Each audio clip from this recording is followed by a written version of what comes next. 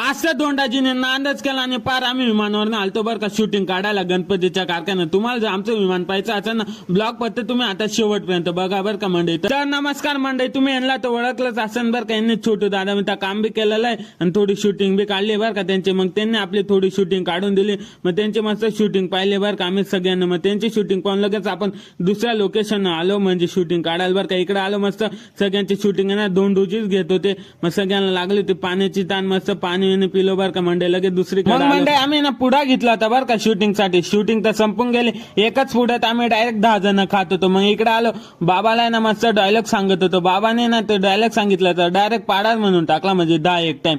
मग शेवटी बाबाचं बी proper shooting घेतलं बरं का. बाबाला बी शूटिंग जमलं. मग बाबाचं धन्यवाद केलं. मला लगेच इकडे आलो तर मग आहे ना डायरेक्ट विवेकचा फोन आलता बरं का राजस्थान कोटावरनं. तो म्हणे मला काय ब्लॉग मध्ये घेत नाही. त्याला तर मी मोबाईल म्हणून ब्लॉग मध्ये घेतलं होतं बरं का मंडळी. तर आपलं विमान बी आलं होतं. तर तुम्ही आता पाहून घ्या आपलं विमान.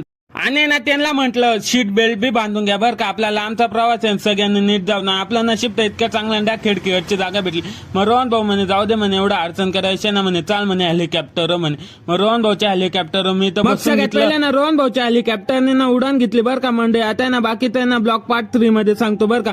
तुम्हाला बघतच आता एकच काम फॉलो करा आणि आपले डेली ब्लॉग पाहत राहा बरं का मंडळी.